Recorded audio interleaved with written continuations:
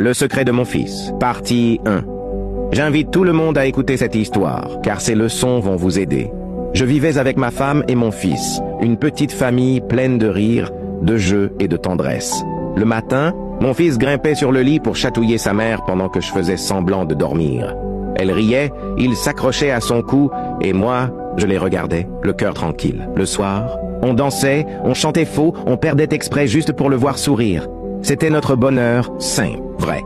Mon fils aimait sa mère d'un amour fort, pur, presque jaloux. Toujours collé à elle, toujours prêt à la défendre. Et quand il me disait, en riant, « Papa, laisse, je m'occupe de maman », et je riais aussi.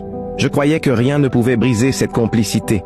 Mais voilà, un jour, tout a basculé. C'était mon jour de pause. Ma femme était au travail, notre fils à l'école. Je rangeais un peu le salon quand on a frappé à la porte. C'était une collègue. Elle m'a dit qu'elle devait me parler de quelque chose d'important. Sa voix était précipitée, ses gestes un peu trop proches, son parfum trop présent. J'aurais dû fermer la porte, dire « On en reparlera au bureau ». J'aurais dû, mais je ne l'ai pas fait. Au début, c'était des mots, puis des rires nerveux, puis une seconde d'égarement. Une seule seconde de bêtise qui a mis le feu à tout ce que je bâtissais depuis des années. Mon cœur battait trop fort, ma tête bourdonnait. Je n'entendais plus rien jusqu'à ce bruit. La poignée de la porte, un pas dans le couloir, un souffle, et puis sa voix. « Papa ?» Le temps s'est arrêté, ses yeux à lui, ses yeux qui cherchent toujours sa mère en premier, se sont plantés dans les miens.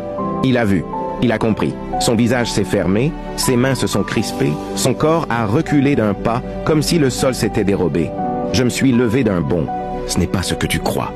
Les mots sont sortis tout seuls, vides, maladroits. Il a détourné le regard, la gorge serrée, le souffle court. Je me suis précipité vers lui, j'ai voulu expliquer, j'ai voulu réparer en une seconde ce que j'avais cassé en une seconde. Il a juste secoué la tête. Une fois. Puis il a dit calmement, sans me regarder, « Où est maman ?» Mon ventre s'est noué. Mes mains tremblaient. J'ai dit, « Elle est au travail. » Il n'a rien répondu. Il a fermé la porte derrière lui, lentement, comme on éteint une lumière. Et moi, je suis resté là, le cœur dans la gorge, avec une certitude qui me brûlait. À cet instant, je n'étais plus le même père dans ses yeux. J'ai demandé à ma collègue de partir. Elle a ramassé son sac en silence. Moi, je n'entendais plus que la voix de mon fils dans ma tête quand il rit d'habitude. Sauf que là, il ne riait pas. Il ne riait plus. Le soir allait tomber. Et je savais que le vrai cauchemar ne faisait que commencer.